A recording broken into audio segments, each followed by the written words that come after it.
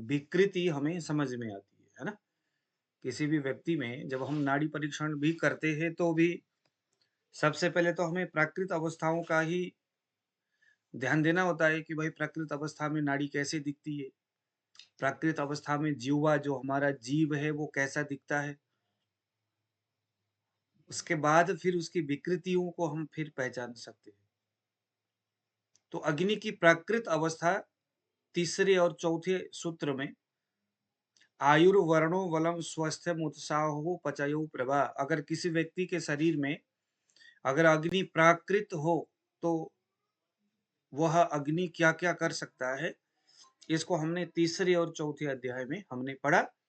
और साथ में हमने यह भी देखा कि पांचवें अध्याय के संदर्भ में हमने यह भी देखा था कि समूचे शरीर का पोषण करने वाला, शरीर को न्यूट्रिशन देने वाला, पोषण करने वाला, विटामिन्स आदि ये जितने भी हम बातें करते हैं उसको देने वाला कोई आहार वस्तु नहीं है, बल्कि अग्नि ही शरीर को पोषण देने वाला है।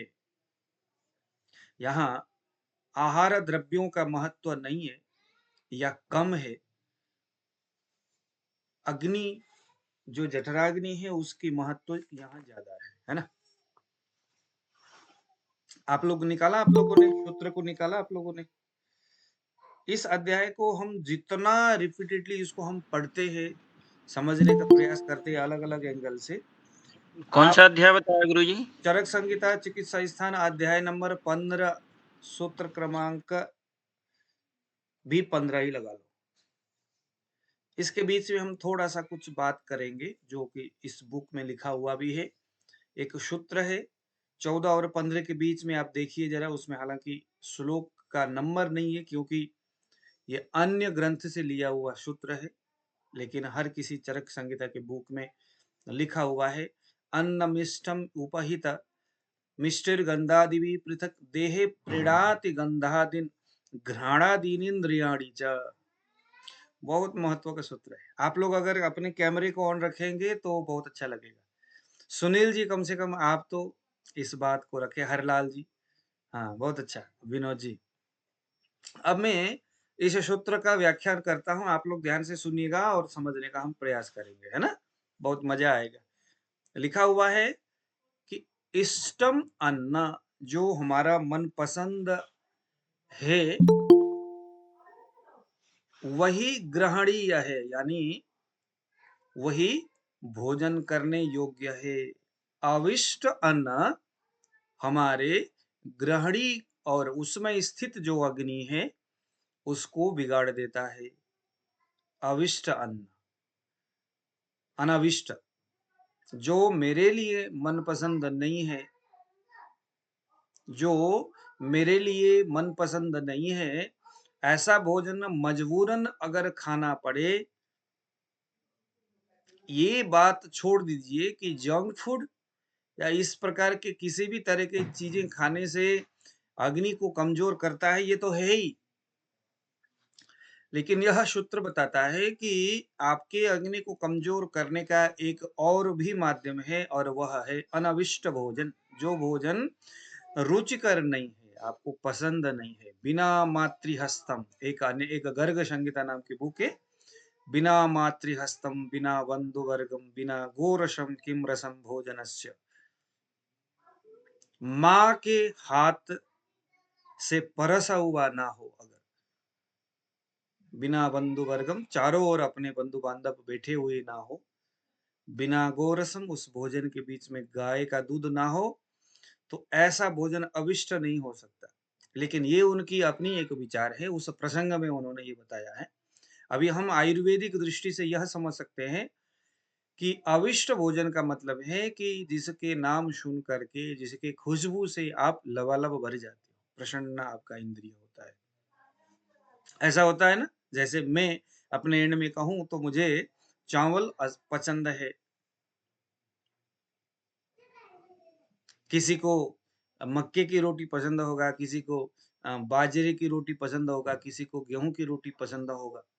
वह ऐसा पसंद जो कि जिन्हें हम सात्म्य कह सकते हैं, है ना? आयुर्वेद में एक भाषा, एक शब्द है शात्म्यकर भोजन। तो वो ऐसा जो आपके शरीर को गड़बड़ भी नहीं करता कभी, आपको पसंद भी है। तो ऐसे भोजन को यहाँ इस सूत्र में अन्नमिष्टम, आपका जो इष्टतम भोजन है। 2 बातें हैं यहाँ पर। देखो, प्रत्येक शब्द है तो सही, आप लोग पढ़ भी लेते हो, लेकिन उसके भावार्थ समझना बहुत ज़रूरी है। अग्नि को बलवान बनाने की बात है, भावार्थ समझ लो। अन्नमिष्टम, जो आपका मनपसंद भोजन हो, वही भोजन जब आपके शरीर के लिए हितकर भी हो, नहीं तो किसी के लिए दारू हितकर हो सकता है।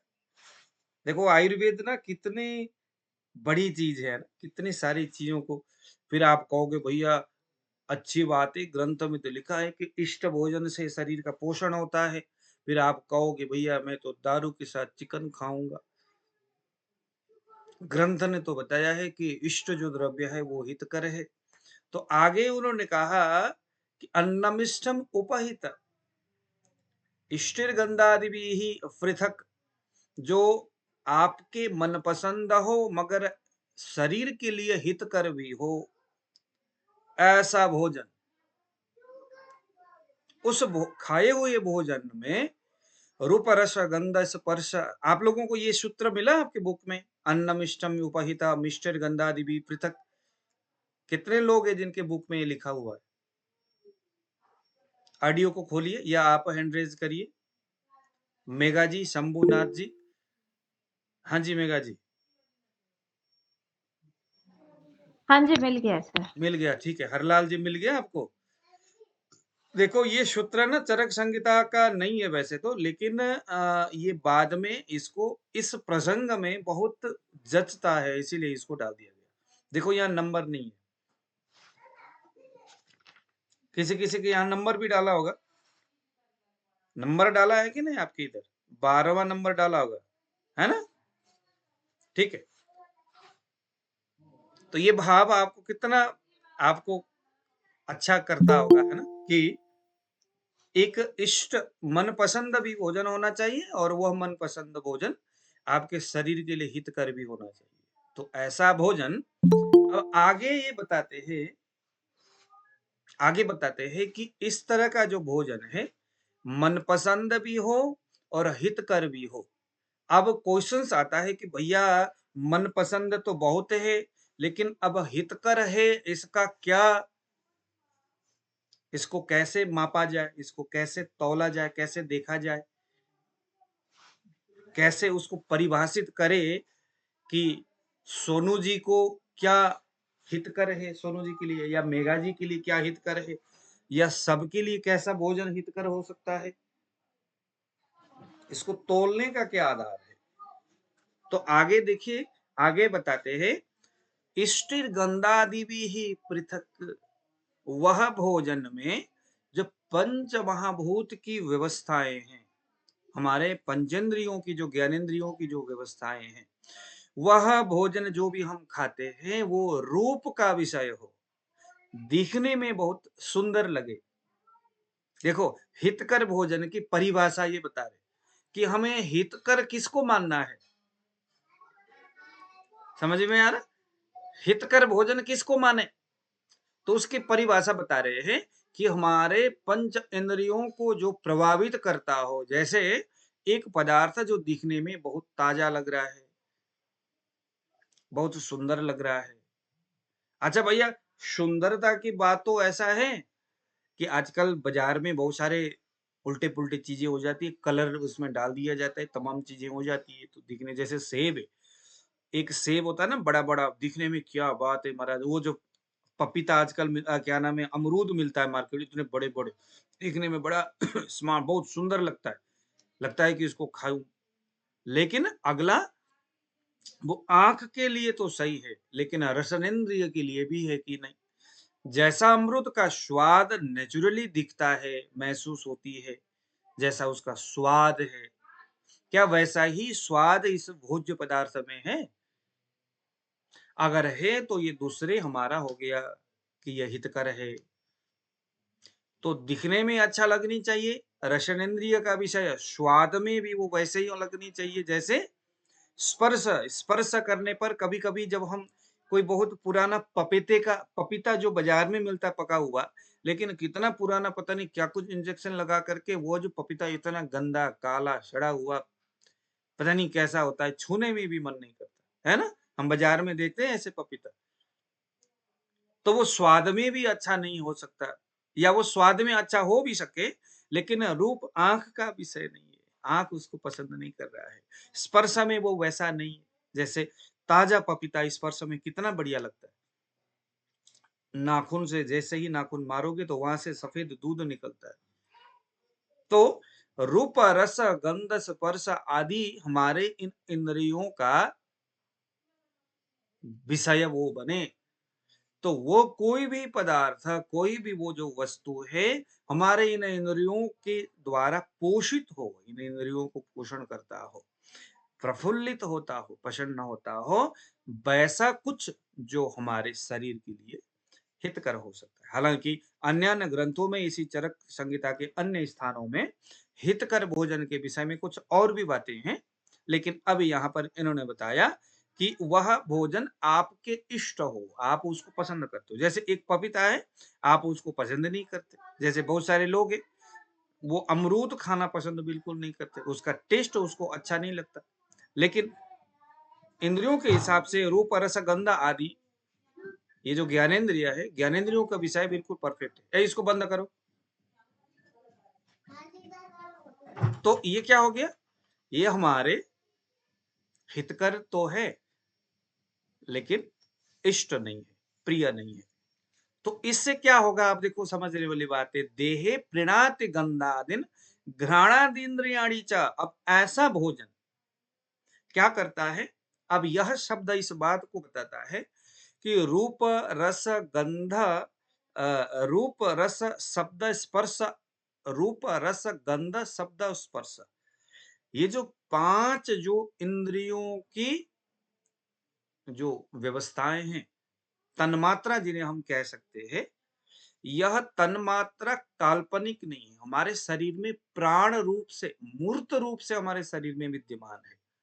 फिर से बता रहा हूं, रूप रस गंधा आदि यह जो तन्मात्रा है महाभूतों का, जैसे हम पहले पढ़ते आ चुके हैं, विनोद जी को पता नहीं पता है कि नहीं, सबसे पहले जब पृथ्वी, जब सबसे पहले जब सृष्टि का उदय हुआ तो सबसे पहले क्या था, आकाश था।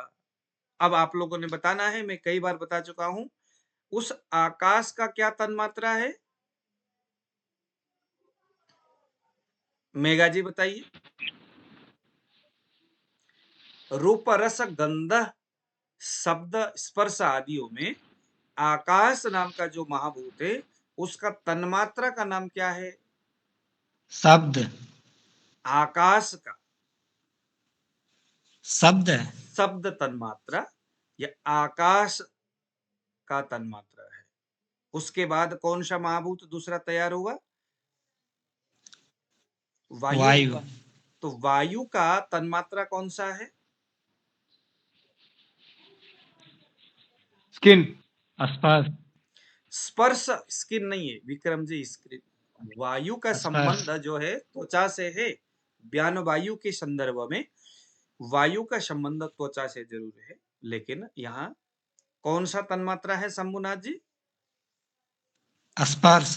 स्पर्श तन्मात्रा। स्पर्श यानी छूना, स्पर्श करना, टच करना। उसके बाद तीसरा कौन सा महाभूत है जो उदय होता है क्रमशः, अग्नि। अग्नि है। तो अग्नि का कौन सा तन्मात्रा है,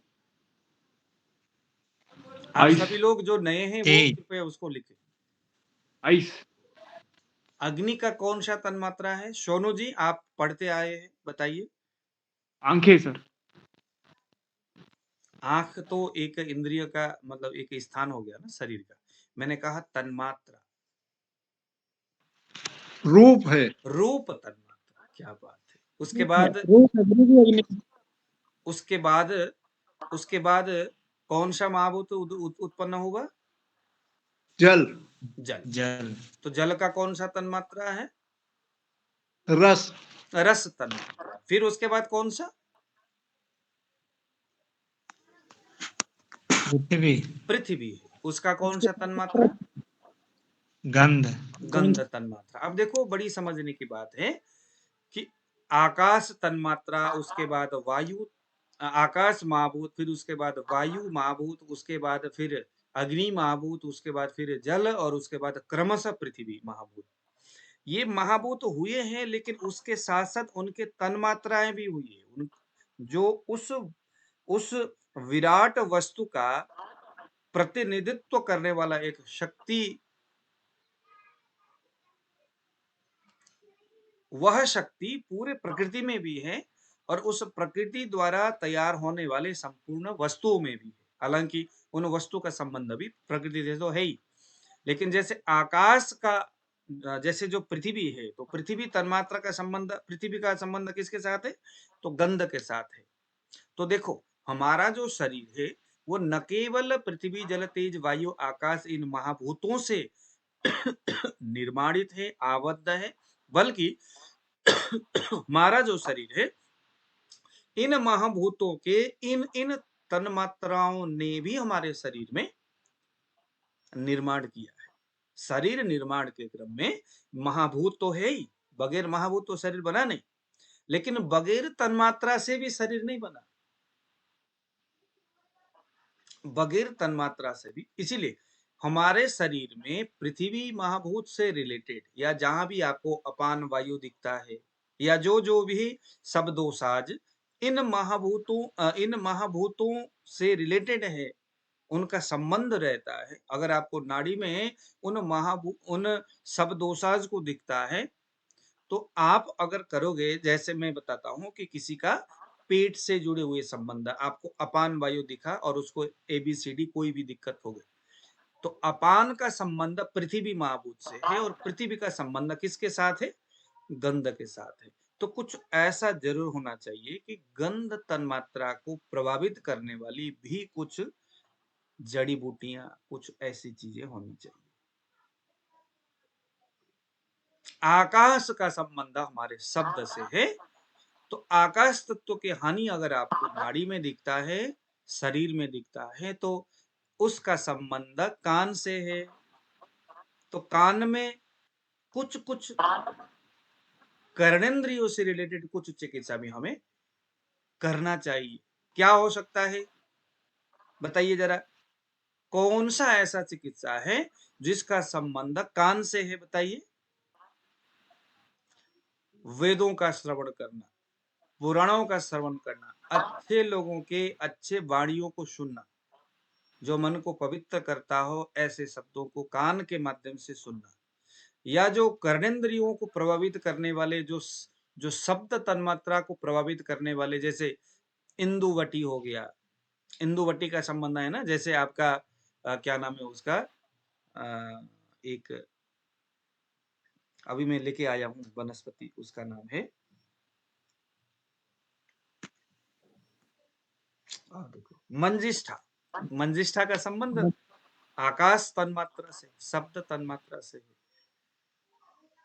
तो ऐसे इन वनस्पतियों को देखना होगा कि उनका संबंध किन महाभूत और उसके तन्मात्रा से है, तो उसकी चिकित्सा होनी चाहिए। अब मैं आपको जो बात बताने जा रहा हूं ये है कि जब भी हम कोई ऐसे मनपसंद और हितकर भोजन करते हैं, तो उस भोजन में स्थित रूप, रस, गंध आदि इन तन्मात्राओं को जो प्रेरित करता है, जैसे अगर मैं कहूं कि आपने गुग्गल खाया, तो गुग्गल में गंध है, उसमें पृथ्वी भी है कि नहीं है? उसमें गंध भी है, खुशबू आता है। तो खुशबू आने से जो गुग्गल है उसमें क्या है? गंध है। जिन जिन द्रव्यों में गंध है, खुशबू है, वो सभी पृथ्वी महाभूत को कहीं ना कहीं प्रभावित करती है। अगर आप एक उत्तम वैद्य हो तो इन बातों को सोचना चाहिए। तो देखो, कोई भी हम भोजन करते हैं तो हमारे शरीर में स्थित जो मूर्त महाभूत है, पृथ्वी, जल, तेज, वायु आदि, उनको तो वह भोजन पोषण करता करता, बल्कि उनके जो तन्मात्रा है, रूप, रस, गंध, स्पर्श, शब्द आदि जो तन्मात्रा की जो अभी हम जिक्र कर रहे हैं, वो सभी मूर्त है। मूर्त किसको बोलते हैं? जो दिखता है, जो है, हकीकत में है, उन सभी वस्तु को हम मूर्त बोलते हैं। हालांकि अमूर्त भी हम कह सकते हैं, क्योंकि मूर्त पदार्थ, इनको हम मूर्त ही कहेंगे, क्योंकि आयुर्वेद चरक में चरक ने मनोवह स्रोतस को मूर्त द्रव्य कहा है। क्या बोला है? मन ऐसा जो दिखता नहीं है, उस मन के चलने वाली जो रास्ते है, उसको मनोवह स्रोतस कहा है, और उसको मूर्त पदार्थ कहा है। मूर्त पदार्थ नहीं, द्रव्य कहा है। विनोद जी, आया मैंने क्या बोला आपको? मतलब हमारे शरीर में जो कुछ भी एक्टिविटीज होती है, कुछ भी चलता है, मैं कुछ सोच रहा हूं, मैं कुछ बोल रहा हूं, बोलना, सोचना, कोई भी जो इस तरह के एक्टिविटीज करना, जो दिखता तो नहीं है लेकिन फिर भी हो रहा है, उन सभी दिखने वाले या ना दिखने वाले सभी प्रकार के भाव पदार्थों को हम मूर्त भी कह सकते हैं। आया आपको समझ में? आया विनोद जी? उनको हम क्या कहेंगे? मूर्त। हालांकि वो अदृश्य है, लेकिन उनको भी हम, हालांकि मूर्त ये जो शब्द है वो दिखने वाले चीजों के लिए प्रयोग किया जाता है।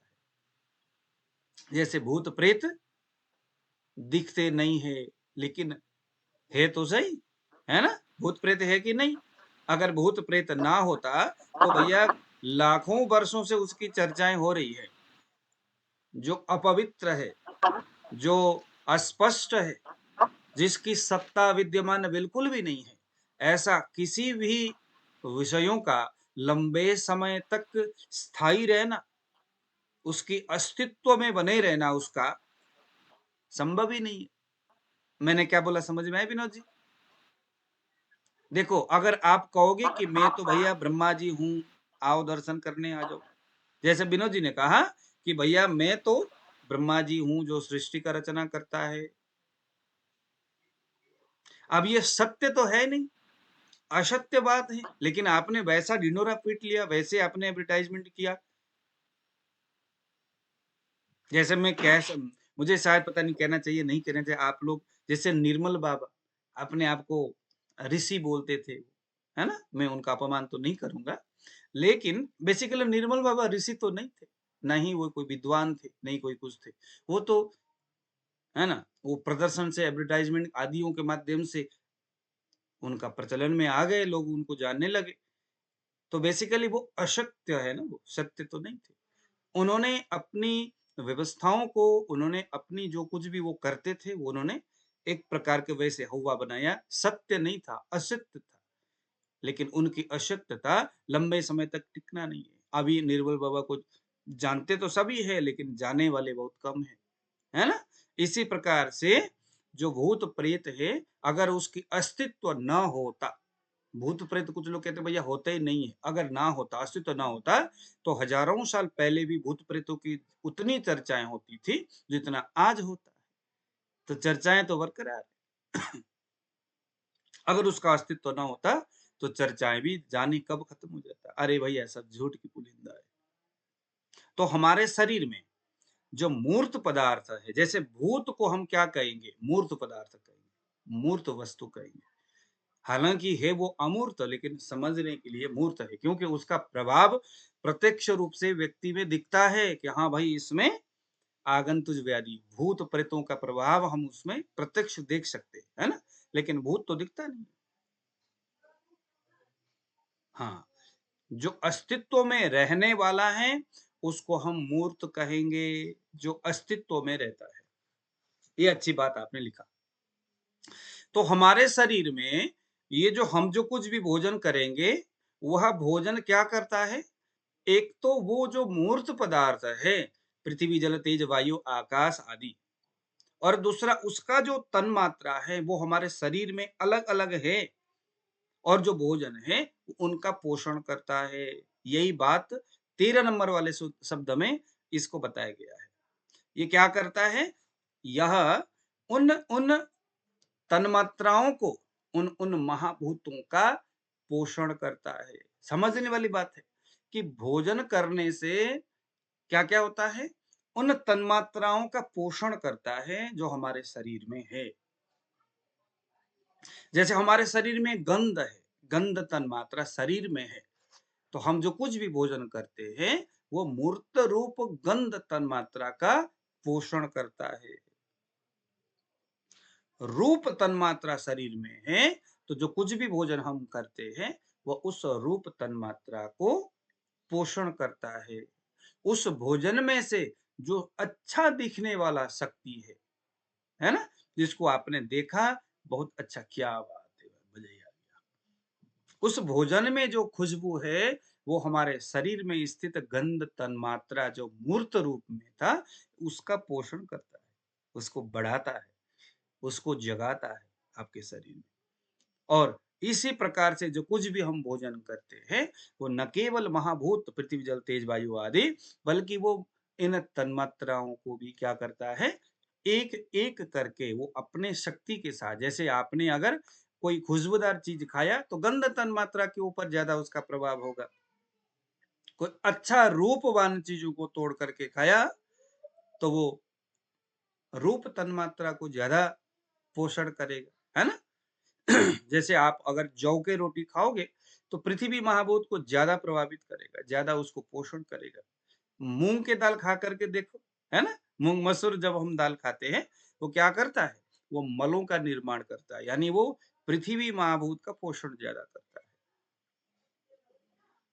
दूध हम जब लेते हैं तो जल और पृथ्वी इन दोनों का पोषण करता है, बेसिकली जल का पोषण ज्यादा करता है। तो अभी इस शब्द को मैं थोड़ा ज्यादा लंबा इसलिए कर रहा हूं कि आपके दिमाग में ये इस बात को मुझे घुसाना है, अंदर डालना है कि हम जो कुछ भी भोजन करते हैं सिर्फ vitamin A B C D तक नहीं रहना, Ayurveda A B C D तक नहीं, बाकी भैया मैंने विटामिन डी खाया, मेरे शरीर में मैं कुछ ऐसा खाऊं कि जिससे कि प्रोटीन आए, कार्बोहाइड्रेट बढ़े, यहाँ तक आयुर्वेद सीमित नहीं है भैया। जो अमूर्त है या जो मूर्त है, हम जो कुछ भी खाते हैं ये उन तमाम चीजों का भी पोषण करता है। जब ये सभी चीजें पोषित होते हैं, संस्कारित होते हैं, बलवान होते हैं हमारे भोजन से, तो अपने आप वो देख लेते हैं कि कहाँ विटामिन डी की कमी है, कहाँ विटामिन सी की कमी है। ये हमें नहीं सोचना, हमें बस इतने सोचना है जो सबसे पहले अन्नमिष्टम उपहिता मिष्टिर गंधादि भी पृथक, बस इतना ही सोचना। मनपसंद भोजन हो और मेरे लिए हितकारी हो, बस इतना भोजन हमें, वो मात्रावत अवसनीयात, है ना, उष्णमसनीयात स्निग्धमसनीयात मात्रावत मसनीयात, भाई ये दोनों चीजें। भोजन कभी भी गर्म खाना है, मात्रावत खाना है, स्निग्ध भोजन करना है, चाहे गर्मी हो चाहे सर्दी हो चाहे किसी भी अवस्था में हो, स्निग्ध भोजन कंपलसरी है। और साथ में ये आज जो हमने कहा कि इष्ट, वो आपके मनपसंद भी होना चाहिए। त्रिविध कुक्षी अध्याय में जो वर्णन किया हुआ है उनमें से एक चीज यहाँ आप जोड़ दो, इष्टमसनीय, हितकर भोजन, और आपके लिए जो मनपसंद हो ऐसा भोजन आपको जरूर करना चाहिए। क्योंकि यह सभी चीजें अब जब ऐसा होगा तो आपके आंखों के लिए, आंख की जो शक्ति है, तेज शक्ति, आंख में कौन सा शक्ति है, अग्नि है ना, महाभूतों के संदर्भ में जो अग्नि है वो तेज रूप से आपकी आंखों में रहता है। जब वो तेज महाभूत को प्रभावित करेगा,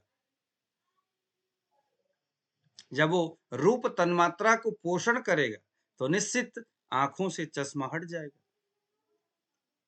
जब हम इस भाव से भोजन करते हैं कि यह खाया हुआ भोजन हमारे समूचे महाभूत और समूचे तन्मात्राओं को पोषित करेगा और वह तन्मात्रा हमारे समूचे इंद्रियों का भरण पोषण करेगा, इस भाव से जब हम भोजन करते हैं तो निश्चित क्या हो जाता है, ये आपके शरीर को क्या क्या करता है, इंद्रियों को प्रसन्न करता है। देखो क्या लिखा है, देहे प्रीणाति गंधादीन घ्राणादीन इंद्रियाणि च। प्रीणाति, प्रीणाति शब्द का अर्थ होता है प्रीड़न करना, पोषण करना, किस किस का, आपके इंद्रियों का, क्योंकि इंद्रियों का ही तो विषय है, आंख क्या है, इंद्रिय, रस जीव, रसनेन्द्रिय, तो जीव का पोषण किया, तो ये सभी क्या हो जाते हैं, तृप्त भी हो जाते हैं और पोषित भी हो जाते हैं। देखो, जो हमारा इंद्रिय है वो कैसा है? भौतिक पदार्थ है ना? दिखने वाला पदार्थ है। हालांकि आंख से हम जो पदार्थ देख रहे हैं, देखने वाले व्यक्ति जिस चीज को देख रहा है, सामने वाला व्यक्ति इस भाव को कल्पना नहीं कर सकता कि मैं पता नहीं क्या देख रहा हूँ। दूसरों के लिए वो अमूर्त हो सकता है, लेकिन मेरे लिए वो क्या होगा? भौतिक रहेगा। मेरे आंख से देखने वाला जो विषय है वो क्या है? सभी। इसीलिए अगर हम इस तरह से भोजन करते हैं तो प्रतिक्षण होने वाली क्षय और वृद्धि इसका आहार जो है नियंत्रण करता रहेगा। क्षय और वृद्धि निरंतर कैसे होता है? जैसे अगर मैं ज्यादा बोलूंगा तो वायु बढ़ेगा, उससे इंद्रियों का कमी होगी, क्षय होगा। और मैं शांत बैठूंगा तो इंद्रियों की वृद्धि होगी। तो निरंतर क्षय और वृद्धि चलता रहता है। लेकिन अगर मैंने इस भाव से भोजन को किया तो ये क्या हो जाएगा? यह शरीर का, इंद्रियों का तृप्ति भी करता रहेगा और पोषण भी करता रहेगा। अब आ गया दूसरा सूत्र। देखो मैं ना इस ग्रहणी अध्याय के ऊपर में इन सूत्रों को मैं पढ़ भी रहा हूं, समझाने का भी प्रयास कर रहा हूं, इसीलिए क्योंकि मैं चाहता हूं आप लोग अपने अमूल्य समय को निकाल करके क्लास में आते हो, समझने पढ़ने के लिए आते हो। आप लोग बीएमएस किए हो या नहीं हो, तो इस भाव को आपको भी समझना बड़ी जरूरी है। ग्रहणी को अगर हमने ढंग से समझ लिया तो मजा आ जाएगा। हालांकि यहाँ से इधर के 2-3 जो सूत्र है, इसका व्याख्यान हम नाड़ी में भी अक्सर करते हैं, है ना? नाड़ी के क्लास में, क्योंकि आप सभी लोग मेरे उस क्लास को अटेंड करते हुए आए हो। देखिए जरा 13 नंबर वाला सूत्र देखिए। भौमाप्याग्नेव वायव्यः पंचोष्माणः शनावसाः पंचाहार गुणन श्वान श्वान पार्थिवादीन पचंती। अब ये वही बात है। ये क्या बोल रहा है? ये सिंपल सी बात बोल रहा है कि हमारे शरीर में जितने भी पृथ्वी, जल, तेज, वायु, आकाश है, पहले ऊपर हमने जो 12 नंबर वाला जो सूत्र है उसमें हमने ये चीज जाना कि हमें भोजन कैसा करना चाहिए, और वह भोजन न केवल महाभूतों का बल्कि तन्मात्राओं का भी तृप्ति करता है और पोषण करता है। अब अगले क्रम में हम यहाँ ये देख रहे हैं कि जो कुछ भी महाभूतों का पोषण और तृप्ति होता है, वो यह नहीं समझना कि सिर्फ जठराग्नि के पाचन प्रक्रिया के बदौलत होता है, ऐसा नहीं है। यहाँ ये बता रहे हैं कि भौम अपि आग्नेय वायव्यः पंच उष्माण सनावसा। पंच उष्माण, 5 प्रकार के जो ये महाभूत है,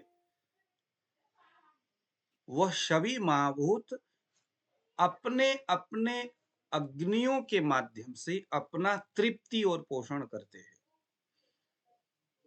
जठराग्नि के ऊपर डिपेंडेड ये महाभूत नहीं है। हालांकि उनका जो अग्नि है वह ग्रहणी के ऊपर डिपेंडेड है, उनके ऊपर, ग्रहणी के ऊपर वो निर्धारित है, उनकी शक्ति निहित है। ग्रहणी में जो अग्नि है, जिन्हें हम जठराग्नि कहते हैं, वो अनंत उसके अंदर पावर है, शक्ति है, और उस शक्ति का प्रभाव हमारे प्रकृति का जो पृथ्वी, जल, तेज, वायु, आकाश रूपा जो शक्ति है और उसकी जो अग्नि है, उसके साथ अटैचमेंट है। आपको आया समझ में नमो बेबी जी? ग्रहणी में जो अग्नि है, उस अग्नि का संबंध इस पृथ्वी, जल, तेज, जो बाहरी जो प्रकृति में जो महाभूत है, उन महाभूतों में विद्यमान अग्नि के साथ कनेक्टिविटी है। बाहर जो पेड़ पौधे हैं जिसमें पृथ्वी तत्व है, उस पृथ्वी तत्व में जो अग्नि है, उस अग्नि का संबंध और तमाम जो दूसरे जो महाभूत है, जैसे जल है, ये तमाम बातें। इसका संबंध किसके साथ है? वो उस प्रकृति और उसकी अग्नि का संबंध हमारे ग्रहणी के साथ है। जहां है जठराग्नि, प्रकृति के साथ। इसीलिए प्रकृति के नियमों से आबद्ध अगर हम होते हैं और उसके साथ हम अपने दिनचर्या को चलाते हैं ऋतु के आधार पर, तो हमारा ग्रहणी मजबूत हो जाएगा। और उसी बात को इसी अध्याय के तीसरे और चौथे नंबर वाला जो सूत्र है, इस सूत्र में वहां पर उन्होंने बताया है। ये जो सूत्र तीसरे और चौथे नंबर वाला जो सूत्र है, इसी अध्याय का ग्रहणी दोष चिकित्सा अध्याय 15 में जो तीसरा और चौथा अध्याय है, यहाँ जो प्राकृत अग्नि की जो शक्ति बताया है, इन सभी शक्तियों का संबंध बाहरी प्रकृति में पृथ्वी जल तेज वायु आकाश में जो शक्ति है, वही शक्ति यहाँ निहित है। और यह आयुर्वेद ग्रंथाचार्य बताना चाहते हैं कि भैया जो बाहर जल में जो शक्ति है, वही शक्ति उसके अग्नि का संबंध आपके ग्रहणी के साथ इनडायरेक्टली या डायरेक्टली कैसे भी बनी हुई है, उसके प्रभाव से शक्तिशाली है। और ये सारी चीजें आपके आहार और अपने शरीर में दिनचर्या आदियों के संतुलन होने से व्यवस्थित निरंतर बना रहता है। तो हमारे ग्रहणी में स्थित जठराग्नि का संबंध प्रकृति के साथ है। प्रकृति के साथ हम जितना बढ़िया तरीका से अपने शरीर को तालमेल बनाए रखते हैं, उतना बढ़िया तरीका से हमारा शरीर में स्थित जो ग्रहणी और उसकी अग्नि प्रबल होता है, मजबूत होता है। और इसी अग्नि की मजबूती से, उसी ग्रहणी के मजबूती होने से हमारे जो महाभूत है, जैसे हमने अभी जो 13 नंबर वाला जो भौमाप्याग्नेय वायव्यः इस सूत्र का जो व्याख्यान किया, इसमें जो ये जो वर्णन जो ये कर रहे, जो यहाँ पर बातें बता रहे हैं कि जितने भी जो महाभूत है, पृथ्वी की अग्नि, जिन्हें यहाँ पर पार्थिव अग्नि कहा, जल के अग्नि जिसको यहाँ पर आप्याग्नि कहा, सभी की अपनी अपनी अग्नि है। तो उस ग्रहणी के प्रबल अग्नि के प्रभाव से इन महाभूतों के अग्नि प्रभावित होती है। वहां से शक्ति को संचय करके ये अपने अपने महाभूतों का पोषण और तृप्त करते हैं। तो अगर किसी का पृथ्वी महाभूत कमजोर है, तो चिकित्सा किसकी होनी चाहिए? ग्रहणी की। इसीलिए यह जो ग्रहणी अध्याय है, इस मायने में महत्वपूर्ण है। ग्रहणी अध्याय का मतलब है कि हम हमारे शरीर में स्थित इन इंद्रियों का, इन महाभूतों का, इन तन्मात्राओं का जो अग्नि है, क्योंकि जितने भी जो मूर्त द्रव्य है, उन सभी का अपना अपना अग्नि है और उनका संबंध ग्रहणी के अग्नि के साथ है प्रबल रूप से, और ग्रहणी की अग्नि का संबंध प्रकृति के साथ है। प्रकृति के साथ हमारे शरीर को कैसे हम कनेक्शन को प्रॉपर तरीके से बैठाएंगे, कौन सा ऋतु आया, उस ऋतु का संबंध किस महाभूत से है, किस तन्मात्रा से है, अब हमें कैसे जीवन जीना चाहिए। बस यहाँ इसी बात को समझाने के लिए ग्रहणी रोग है, ग्रहणी चिकित्सा की बातें हैं। ग्रहणी इस अध्याय को जानना इसी बात के लिए बड़े ही महत्वपूर्ण है कि हम अपने शरीर को प्रकृति के साथ कैसे मिला सकते हैं, ताकि हमारे शरीर में जितने भी तन्मात्रा है, जितने महाभूत है, जितने इंद्रियां हैं, जितने धातु है, इनके तमाम जितने भी मूर्त द्रव्य है, उनकी अपनी अपनी जो अग्नि है, वो सभी प्रबल हो जाए। इसीलिए आप देखते होंगे कि शरीर के अंदर कोई भी दिक्कत हो, चाहे किडनी में प्रॉब्लम है, चाहे हार्ट में, कहीं भी हो, सबसे पहले हम दीपन पाचन नहीं करते, है ना। कहीं ऐसा तो वर्णन है नहीं कि भैया चलो किडनी में ये प्रॉब्लम है तो अलग से ही कोई प्रोसेस करते हैं, किडनी में स्थित जो अग्नि है उसी को जगाने वाली कोई व्यवस्था करते, ऐसा तो नहीं करते, है ना। सबसे पहले क्या करते? दीपन पाचन। तो दीपन पाचन किसकी होती है? किडनी में स्थित अग्नि की नहीं, किसकी होती है दीपन पाचन? यह दीपन पाचन उस ग्रहणी में स्थित जो जठराग्नि है उसका होता है। क्यों? क्योंकि उसी अग्नि को अगर हम प्राकृत करेंगे, क्योंकि अप्राकृतिक होने से ये हो रहा है, जब वो प्राकृत हो जाएगा तो ऑटोमेटिकली बाकी के धातु अपने आप ठीक हो जाएगा। इसीलिए चिकित्सा की यह जो धारा है, एलोपैथिक, आयुर्वेदिक, होम्योपैथिक जितनी भी है, उन सभी धाराओं में आयुर्वेदिक चिकित्सा पद्धति ही एक ऐसी धारा है जहां हम अग्नि की चिकित्सा करते हैं। काय चिकित्सा नाम सुने होंगे। काय चिकित्सा का मतलब क्या है? काय मीन्स अग्नि। तो हमारे शरीर में आयुर्वेदिक जो चिकित्सा है वो किसके ऊपर डिपेंडेंट है? अग्नि के ऊपर। हम जो कुछ भी करते हैं उन सभी का संबंध हमारे अग्नि के साथ है। और जब वो अग्नि प्रबल हो जाता है फिर हम कहते हैं कि भैया आपको दिनचर्या भी रखना होगा। आयुर्वेदिक चिकित्सा बगैर दिनचर्या के ठीक नहीं हो सकता। दिनचर्या का मतलब है उस गृहिणी में इस जठरा अग्नि का प्रकृति के साथ संबंध को परफेक्ट बनाना। ये दिनचर्या का आधार है। तो यहां पर यह सूत्र बताता है कि तमाम जो महाभूत है उन महाभूतों का अपना अपना अग्नि है। हम जो कुछ भी भोजन करते हैं,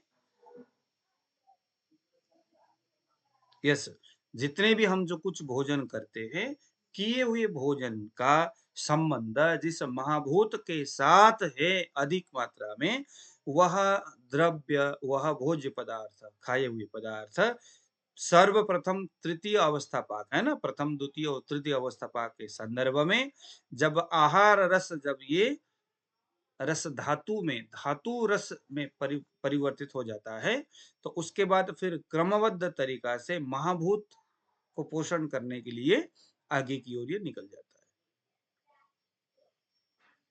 आहार रस से जब पोषण रस में जब ये कन्वर्ट हो जाता है, जिन्हें हम कह सकते हैं कि जैसे हम कहते हैं ना भाई, एलोपैथ वाले ग्लूकोज कहते हैं, अमीनो एसिड कहते हैं, फैटी एसिड कहते हैं। तो ये 3-4 चीजें जो है तैयार होता है पहले, उसके बाद ये फिर समूचे है ना धातुओं में चले जाते हैं, महाभूतों में चले जाते हैं। फिर वहां स्थित जो अग्नि है, ध्यान से समझ लेना, अभी जो कुछ नए स्टूडेंट आए हैं उनके लिए बता रहा हूं।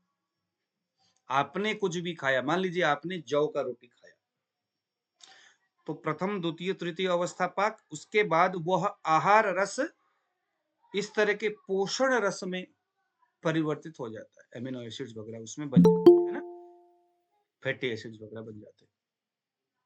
फिर वो आगे की ओर जाता है, फिर वो कुछ धातुओं को पोषण करने के लिए उस रास्ते में निकल जाता है। फिर वो पहले रस से रक्त, रक्त से मांस आदि, फिर वही पदार्थ में से कुछ महाभूत पोषण करने के लिए, पृथ्वी, जल, तेज, वायु, आकाश, फिर उसी आहार रस में से कुछ पोषक और तृप्त करने वाले शक्ति, उस तरह का जो भोज्य पदार्थ है, जो वो रस है, वो महाभूतों की तन्मात्रा को पोषण करने के लिए रूप, रस, गंध। इसलिए जब हम भोजन करते हैं तो आंखें तृप्त हो जाता है, मन बड़ा प्रसन्न होता है, कान बड़ा प्रसन्न होता है, हमारा समूचा जो इंद्रिय है वो अत्यंत तृप्त हो जाता है ना। तृप्त होता है कि नहीं होता भोजन करने के बाद? जब वह भोजन आपका मनपसंद हो और हितकर भी हो तो देखना वो कितना आपके मन को प्रसन्न करता है।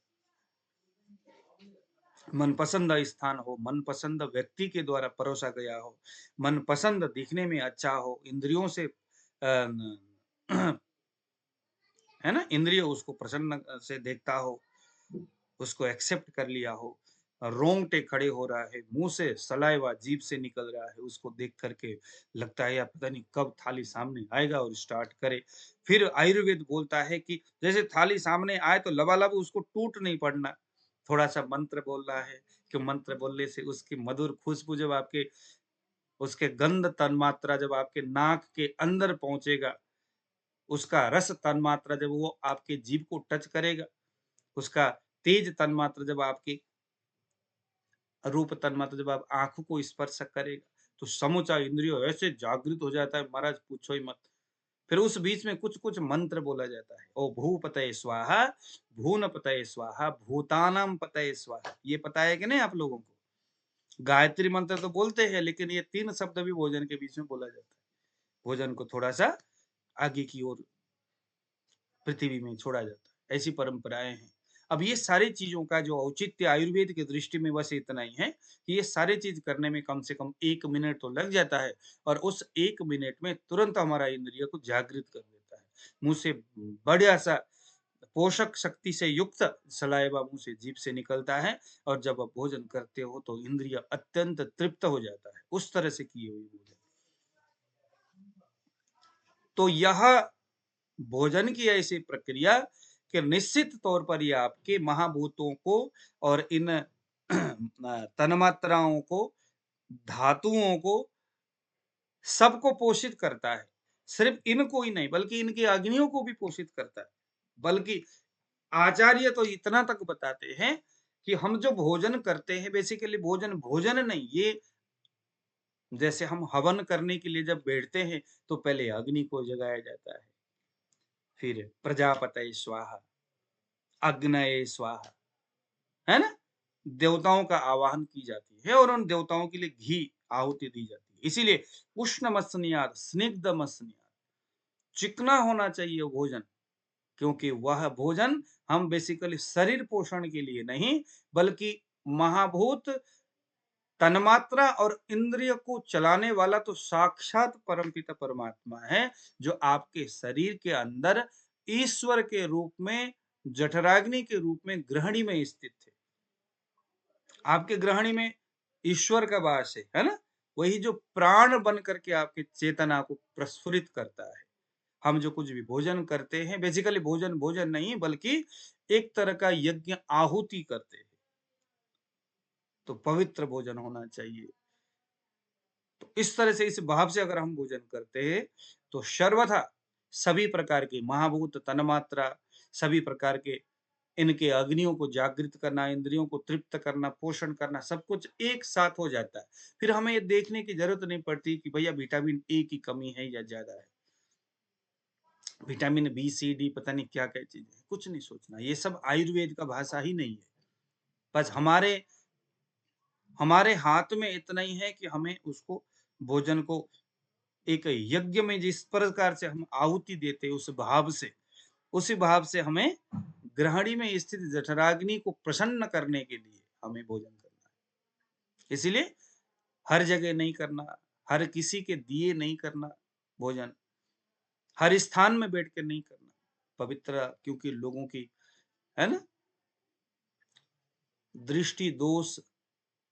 हमारे गुरुजी कहा करते थे कि किसी पुरुष को भोजन, या किसी को भी भोजन एकांत में ही करना चाहिए, विशेष करके पुरुषों को, और स्त्रियों को अपने अंग को वस्त्र से ढक करके रहना चाहिए, क्योंकि जब आप भोजन करते हो तो उस भोजन में दृष्टि दोष रहता है। देखो, अगर आप बीच बाजार में खड़े होकर के भोजन करते हो तो कितने दुष्ट लोगों की दूषित नजर आपके उस आहार में, आपके उस गृहिणी के पवित्र शक्ति में पड़ सकता होगा। ये सभी चीजें वास्तविक है।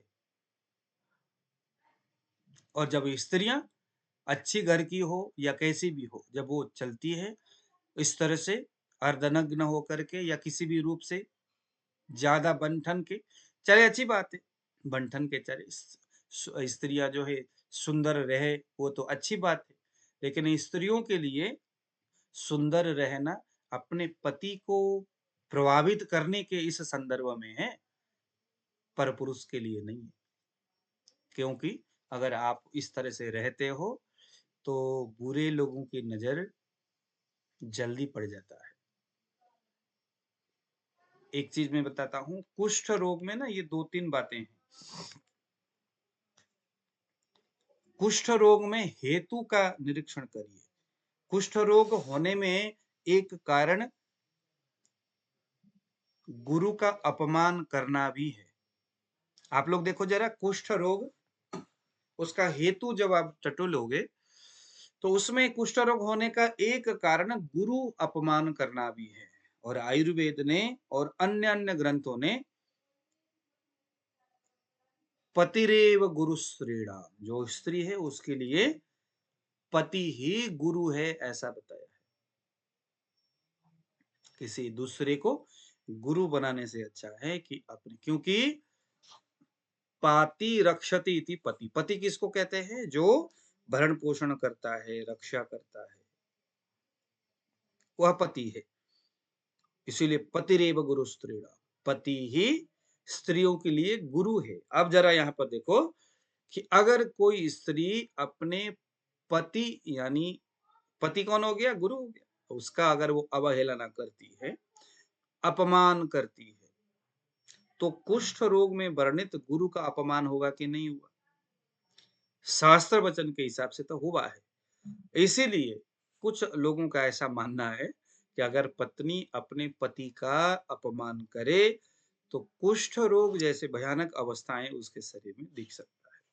इसीलिए अगर किसी को कुष्ठ रोग होता है स्त्री को, तो उसमें बहुत सारे तमाम हेतु वेबसाइट में जाके चेक करोगे तो मिलेगा आपको कि हाँ जी गुरु, लेकिन वहां पर पति ये शब्द नहीं है, क्योंकि हेतु परीक्षण करने में पुरुष भी करेगा, लेकिन एक वैद्य को इस भाव को देखना चाहिए कि वो पति के साथ झगड़ा करती नहीं करती, अपमानित करती है कि नहीं करती। ये तमाम बातें भी यहाँ होनी चाहिए। तो इस तरह से ऐसे ही बहुत सारी इस तरह की बातें हैं जो कि रोगों के संदर्भ में व्यक्ति को लेके जाता है। तो किस से क्या कुछ हो सकता है इसको जानना आपके लिए बहुत जरूरी है।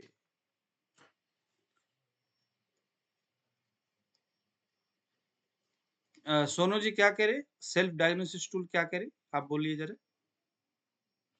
काम नहीं कर रहा है? गुरुजी आज वो काम नहीं कर रहा है, और मैंने उसमें 599 का रिचार्ज भी करा दिया था वो 7 सितंबर को।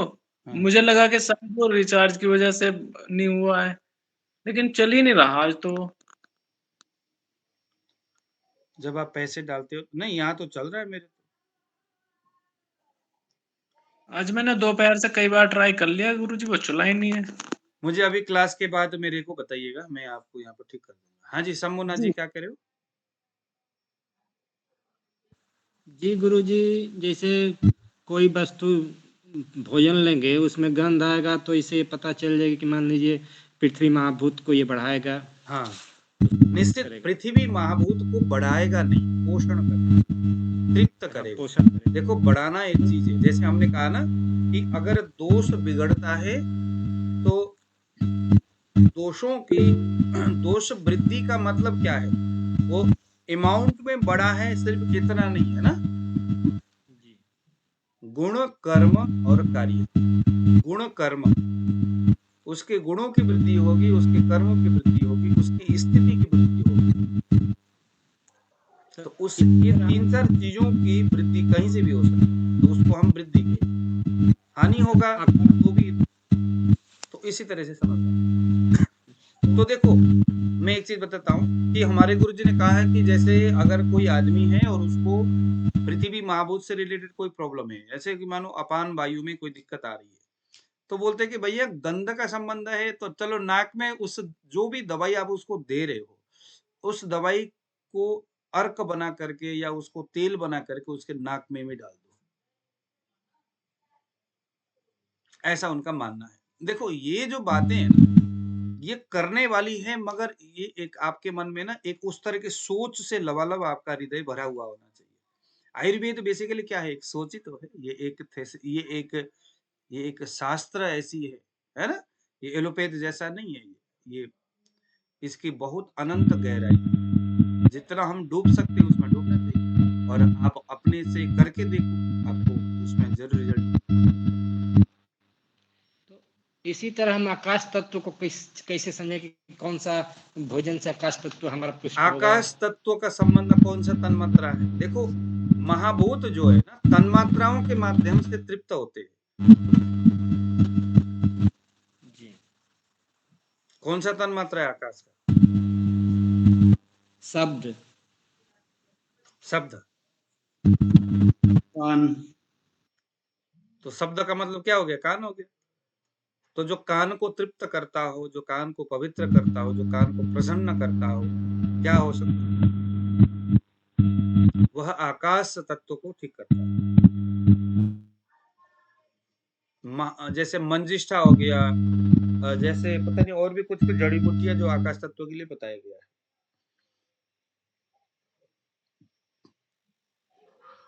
है। जैसे